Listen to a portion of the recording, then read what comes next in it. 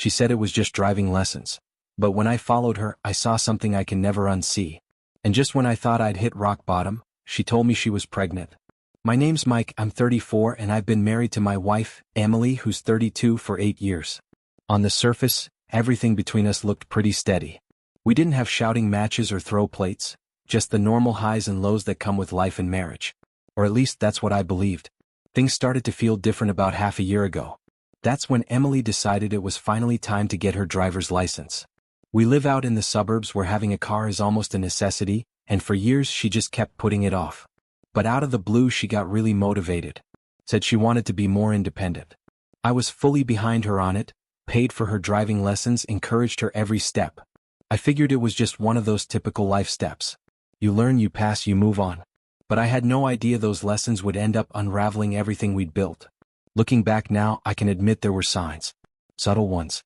She started guarding her phone a little more than usual, going out more frequently, and she got strangely particular about her driving schedule. I noticed it but told myself I was just imagining things. I trusted her completely. Why wouldn't I? But man, I should have paid more attention to that voice in my head.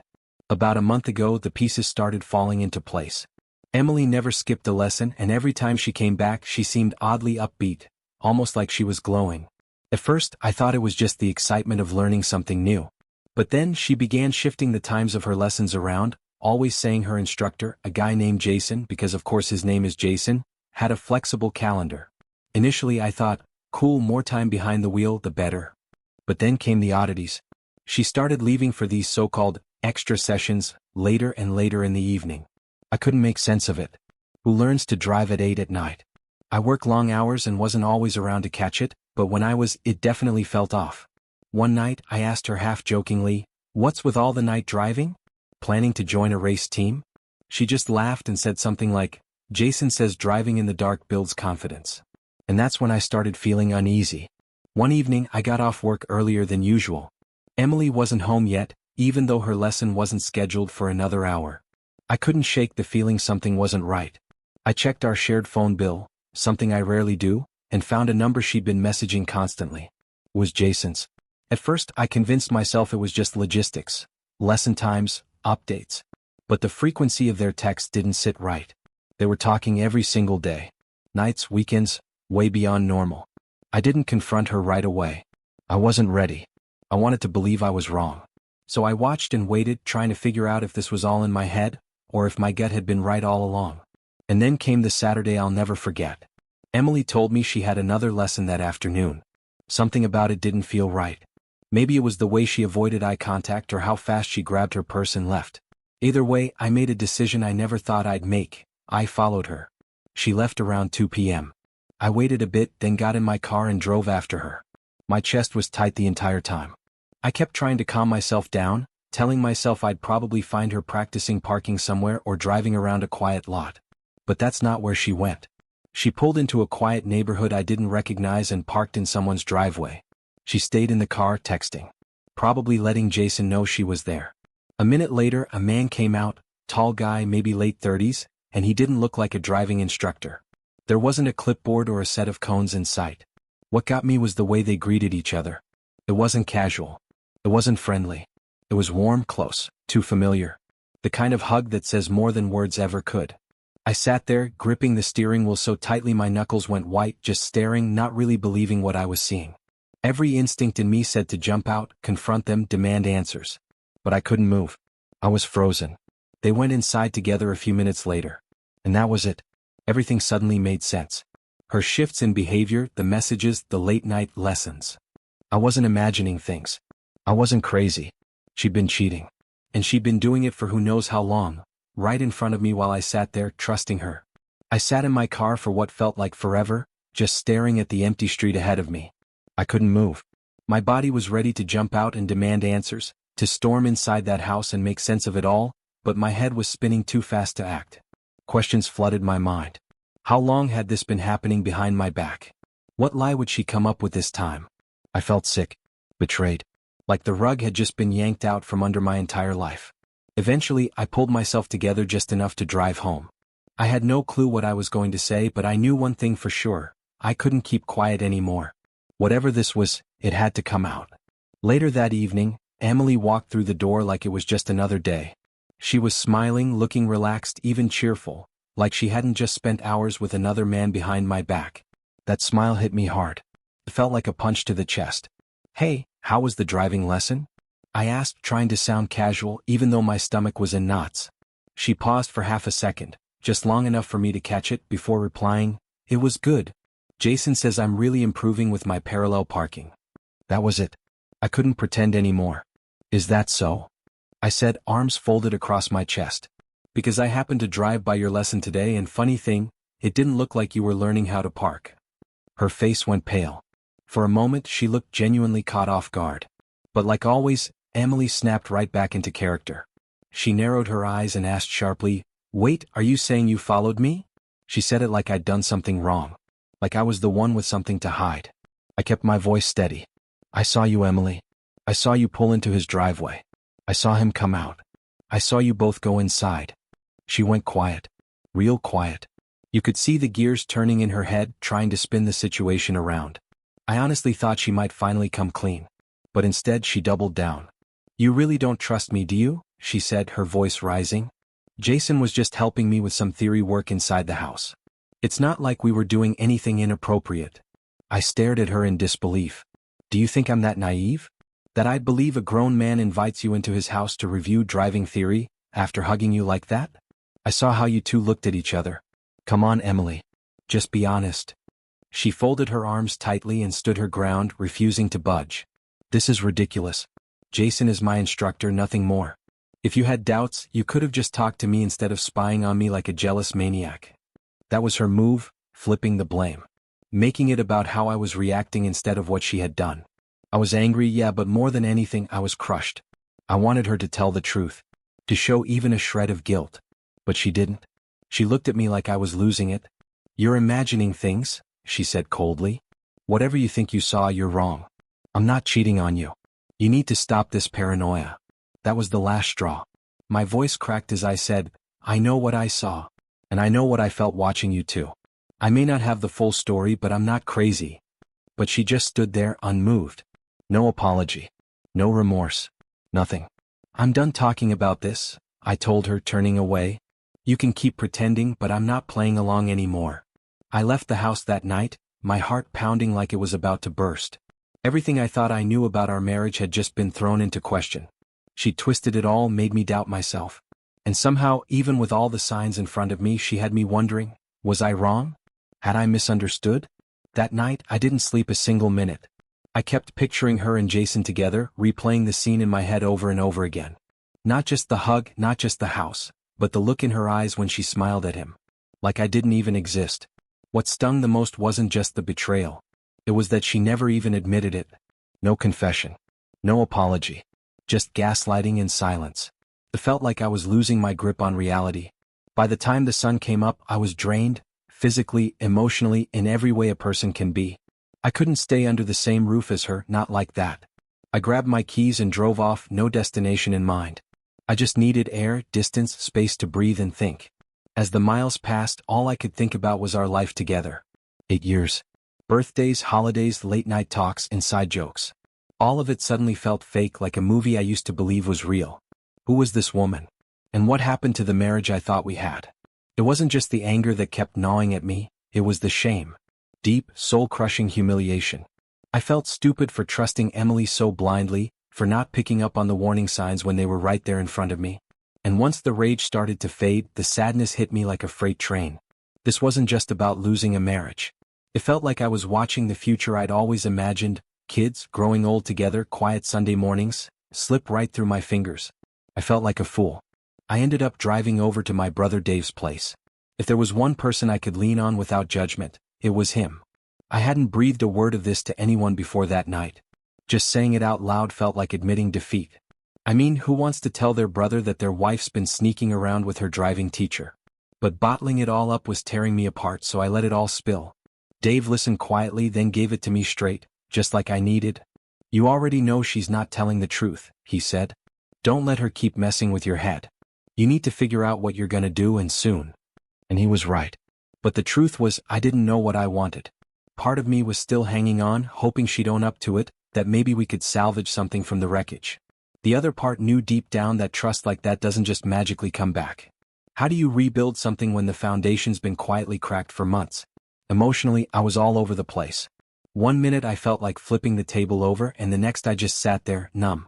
There were moments I didn't feel anything at all, like I'd gone completely hollow inside.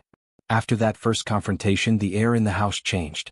Emily didn't lash out or cry or beg me to believe her. She just went about her days like nothing had happened. No apology. No confession. Just this bizarre sense of calm, like she was trying to rewrite the script and pretend everything was fine. Made my head spin. She actually became more open, at least on the surface. Started telling me her plans ahead of time, left her phone face up on the coffee table, even asked me to tag along on errands. It felt staged. Like a performance meant to show how trustworthy she was now. But my gut wasn't buying it. I remember this one time, she said she was heading to brunch with some friends. Totally normal. But right before walking out the door, she paused and looked back at me and said, "If you're worried, you can call me. I'll pick up." Her voice was soft, reassuring almost, but it didn't ease my mind. If anything, it sent a chill down my spine. It felt rehearsed, like she wanted me to think I could trust her again. But deep down, I wasn't sure if I could. That's when I crossed a line I never thought I would. I checked her phone while she was gone. I'd never done anything like that before, never thought I'd be that kind of person. But the doubt had its claws in me now, and I needed answers. And weirdly enough, there was nothing. No shady messages. No strange apps. It was either squeaky clean or carefully curated. Those next few weeks were a haze of suspicion. Every move she made felt like a puzzle piece I couldn't quite fit together. If she stayed late at the office, I instantly imagined her with him. If she was on her phone, I assumed it wasn't just Ashley she was chatting with. Even the sound of a message notification started making my chest tighten. And it didn't stop there. I started getting paranoid about everyone around us.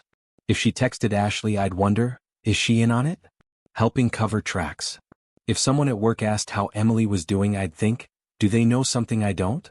It was like I was living in this slow, creeping fog of mistrust. Then something unexpected happened.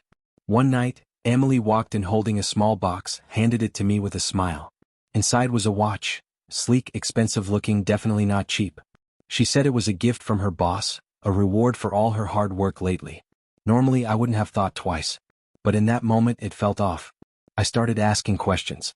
Why would your boss buy you something like this? Who gives out watches for doing your job? Are you sure that's where it came from? She didn't blink. You're reading too much into it, she said smoothly. He gives everyone something nice at the end of each quarter. Ask anyone in the office. Her tone was calm, reassuring. But that only made it worse somehow. I couldn't tell if she was being honest or just really good at lying. And that's the thing, I didn't know what was real anymore. My whole world had become one long guessing game and I didn't know how to play it. Emily's explanation about the watch sounded reasonable on the surface. A gift from her boss, just like she said. But something about it wouldn't leave me alone. My gut kept circling back to that moment. Why a watch? And why now? Was this some subtle peace offering from Jason to keep her quiet? Or had I just completely lost grip on reality? I didn't want to come at her with accusations again, especially not without anything solid. But the uneasiness didn't go away. It stuck with me like a low hum in the background of every conversation, every glance. That's when it hit me, I was losing my grip. Not just on the situation but on myself. I was becoming someone I didn't recognize, constantly analyzing, second-guessing, waiting for the next lie to show itself. And yet, without proof, all I had were my instincts, and they were eating me alive. Days turned into weeks and the paranoia only got worse. It wasn't just the late drives or the watch anymore. It was everything. The way she started putting more effort into how she looked, even when she wasn't going anywhere special.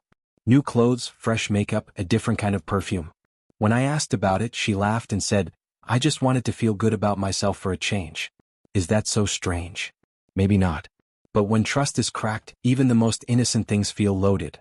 And it wasn't just her. I began to sense it in the people around us. Friends, family, co-workers. They all started to feel like part of some secret I wasn't in on. My buddy Jake, who I'd known since college, started getting weirdly quiet whenever Emily's name came up. He'd change the subject or steer the conversation elsewhere, like he was avoiding something. And that wasn't like him. Then there was her mom, Diane. She came by one evening for dinner. Everything was normal on the surface. But when Emily stepped out to grab dessert from the kitchen, Diane gave me a look I still can't shake. Her eyes met mine and lingered, like she was holding back something. Like maybe she knew but didn't want to be the one to say it. And just like that, Emily walked back in and Diane was back to her cheerful self. I started analyzing everything. Every dinner plan, every time she claimed she was out with friends, every night she stayed a little later at work. I began to wonder if her friends were helping her cover things up. Had they known all along? Was I the only one in the dark? I even started looking back through old photos, vacations, birthdays, random moments, searching for signs I might have missed. A look, a smirk, a glance that should have told me something. Anything. Meanwhile, Emily continued to act like everything was fine. She invited me to her office parties, suggested weekend getaways, left her phone out in the open. It was like she was trying to erase the past few months with a fresh coat of normal. But to me it only made things more confusing. Was she really trying to fix things or was she just getting better at hiding them? Then one night I thought the truth was finally within reach. She told me she was going out to dinner with Ashley, her closest friend and one of the few people I was still suspicious of. Something in me snapped and I decided I had to know. While she was supposedly with Ashley, I called her. Ashley picked up right away. No hesitation. She sounded upbeat like everything was totally fine. And then I heard Emily's laugh in the background. It was unmistakable. My stomach dropped. She really was there. I mumbled something about dialing the wrong number and hung up.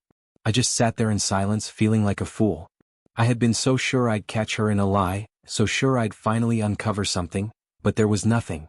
That night, Emily came home glowing, dropped a kiss on my cheek and asked if I wanted to curl up and watch a movie. Like we were just another couple ending an ordinary day. Maybe for her it was. But for me it was anything but. My mind was spinning. The doubt had taken over everything. Maybe there was nothing left to find. Maybe she wasn't hiding anything at all. But what if she was? What if she'd gotten so good at playing the game that she had me questioning my own reality? That was the scariest part, not just the betrayal but the not knowing. The constant tug-of-war between logic and fear, trust and suspicion. I didn't know who to believe anymore. Not even myself. I didn't know what was real anymore. All I knew was this constant, unshakable feeling that something was hiding just out of sight, something important. Like I was walking through fog, waiting to stumble into whatever truth had been right in front of me all along. Then, just as I felt like I was losing my grip entirely, something unexpected happened. Emily walked through the door one evening, beaming. In her hand was a brand new driver's license. "I passed," she announced, practically glowing as she waved it in front of me. Surprise. I was stunned. She hadn't said a word about the test. No stress, no studying, no build-up. Just happened. She leapt into my arms, laughing like she'd just pulled off the best surprise ever.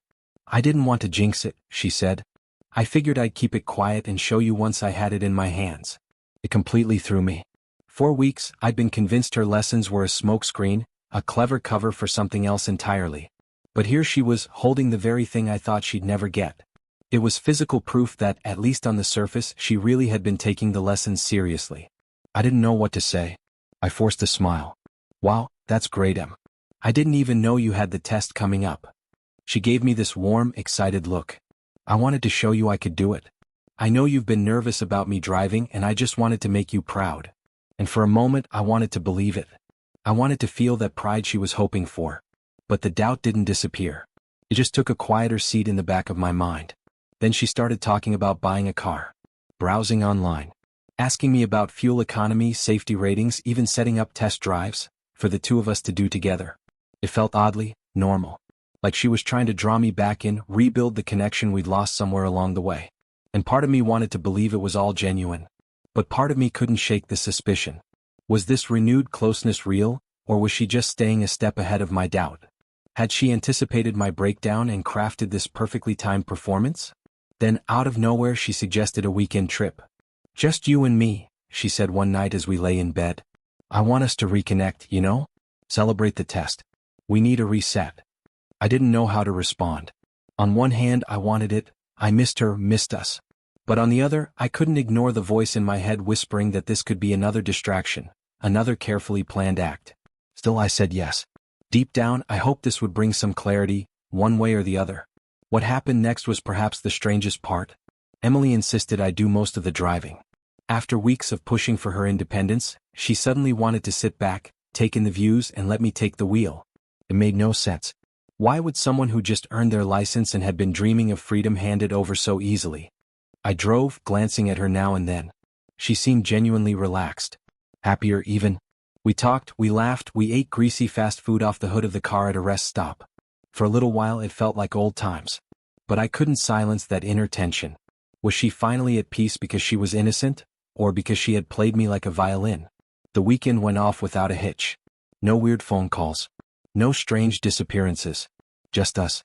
And for the first time in a long while I began to wonder, had I gotten it all wrong?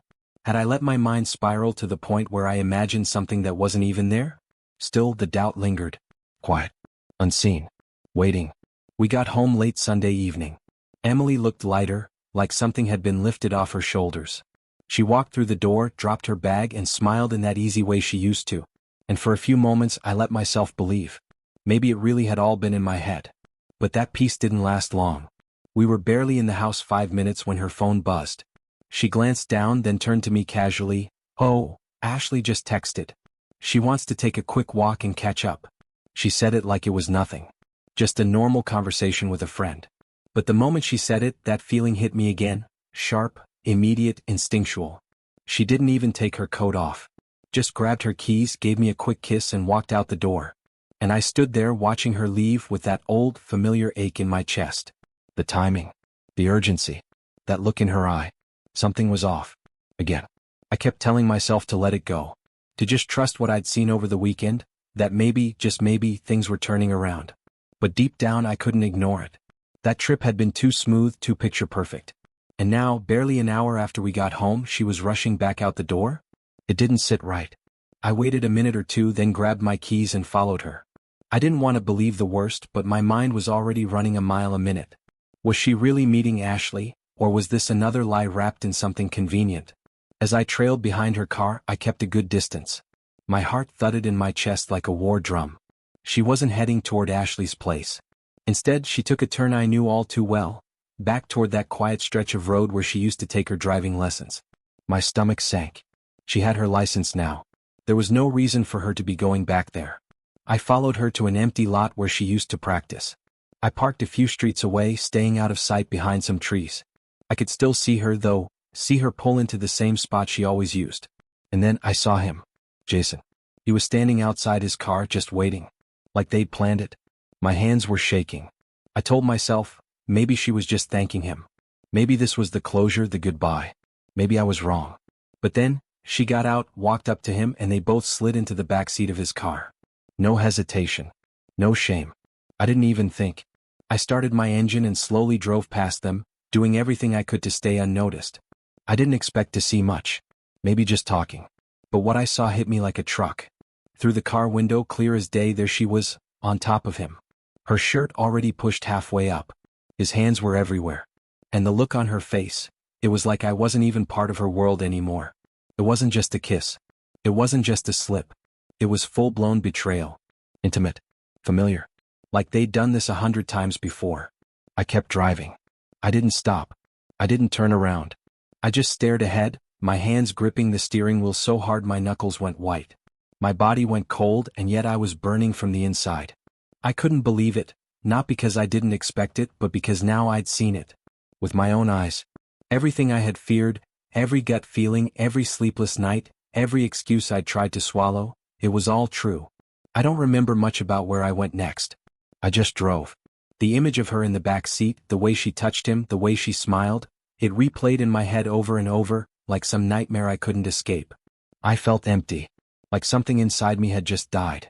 Eventually, I pulled into a random parking lot. I just sat there staring out the windshield, breathing shallow. I couldn't think straight.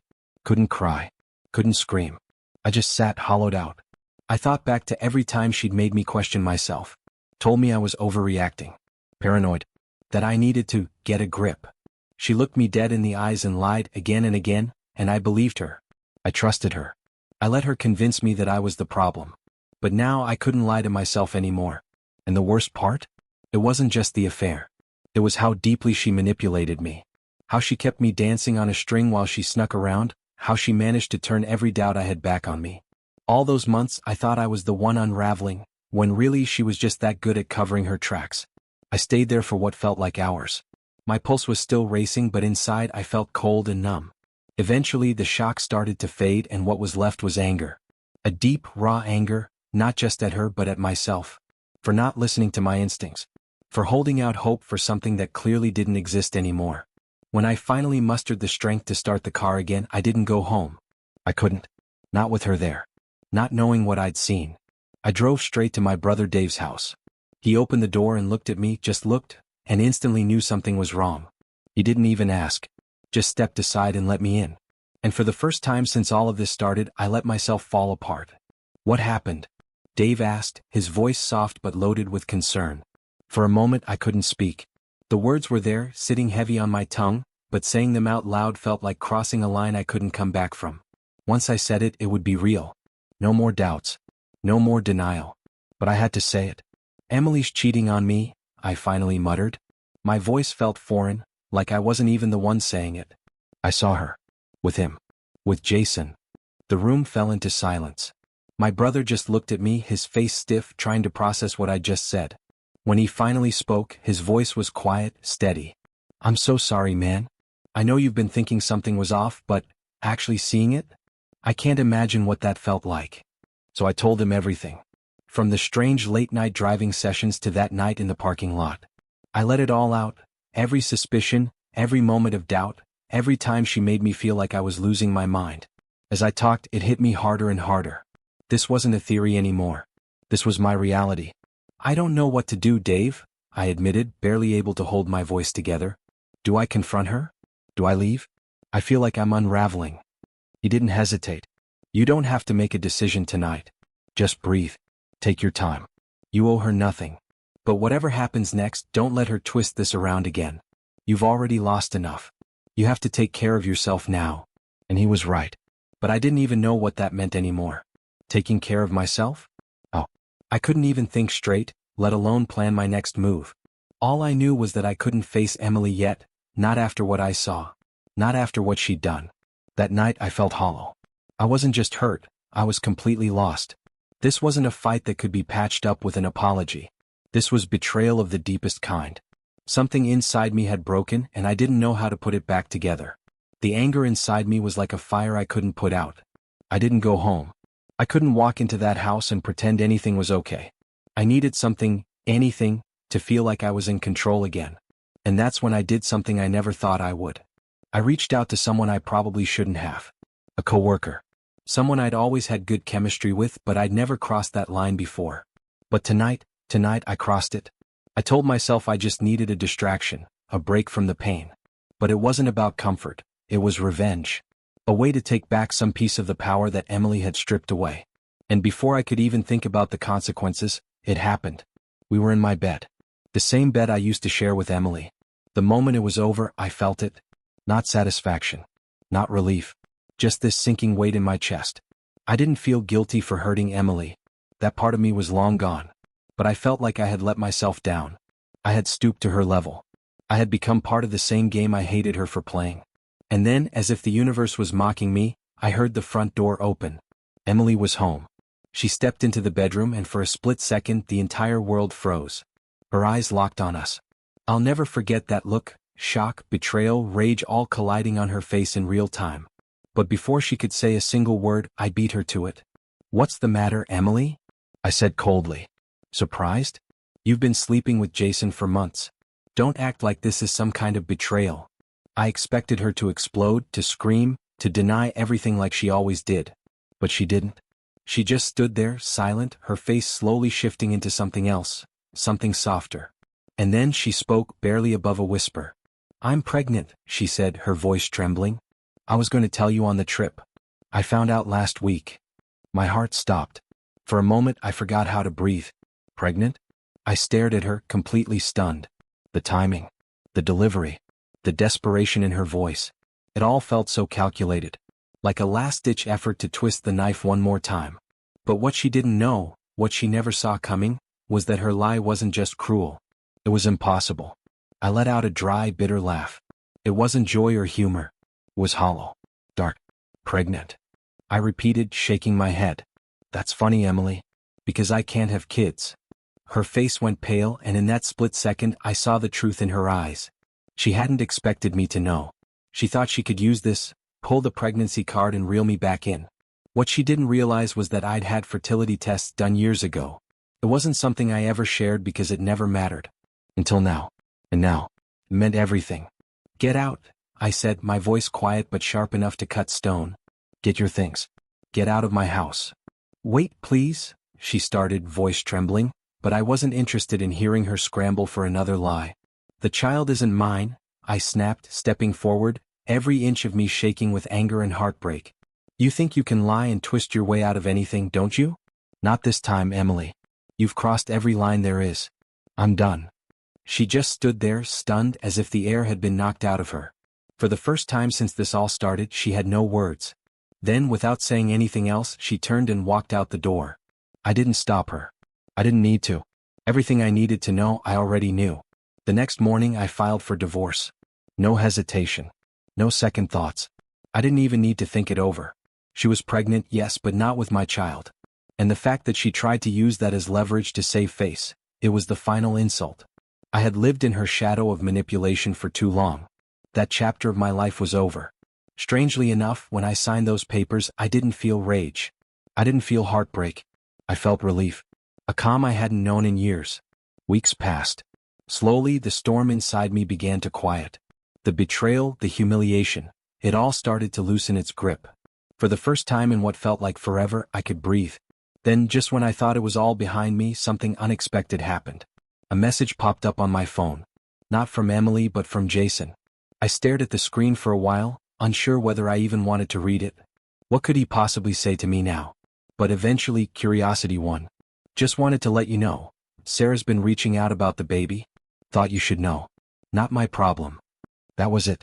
No apology. No shame. Just pure detachment. I sat there, stunned, rereading the message. Not his problem? Wasn't he the father? How could he just toss her aside like that? It didn't take long for the full picture to emerge. I made a few quiet inquiries and what I found chilled me. Jason wasn't just sleeping with Emily. He had a history. Dozens of students, some of them young, vulnerable, trusting. He preyed on them. It was a pattern, not a mistake. To him, it was never about love or connection. It was about power, control, gratification. Emily had been just another in a long line. And when she told him about the baby, expecting something, anything, he gave her nothing. It's your problem, not mine. When I heard that, I didn't feel triumph. I didn't feel vindicated. I felt pity. Not for Jason. For her. For all her manipulation, all her schemes, Emily had finally been played. She put her faith in someone who used her just like she used others. She got a taste of what she had done to me. Abandonment, betrayal, indifference. And it broke her. She reached out a few times after that, probably hoping I'd be her lifeline. But I didn't respond. I couldn't. She had made her choices. And now she was the one left holding the consequences. As for me, life moved on. Slowly but surely. The weight that used to hang on my chest every morning? It started to lift. I poured myself back into work, reconnected with old friends, rebuilt the pieces of my life that had been scattered by the storm. And then, quietly, something new began to take shape. There was someone I'd gotten close to during those chaotic months. A coworker who had seen the pain in my eyes before I ever said a word. She never pushed. Never crossed lines. Just listened. Just cared. We started spending time together, grabbing coffee, talking about life, not just the wreckage of my past but the possibilities of what's next. And something began to grow between us. It was slow. Careful. Real. No manipulation. No guessing games. Just honesty. Meanwhile, Emily was left alone with the wreckage she had created. No partner, no support, no lies left to lean on. Her carefully crafted world had crumbled, and this time, there was no one left to blame but herself. And me? I wasn't angry anymore. I wasn't bitter. I was free. I had walked through fire and I had come out stronger. Clear. Ready to live again, not for her, not for revenge, but for me. Because in the end, this wasn't just about betrayal. It was about becoming whole again. And I finally am.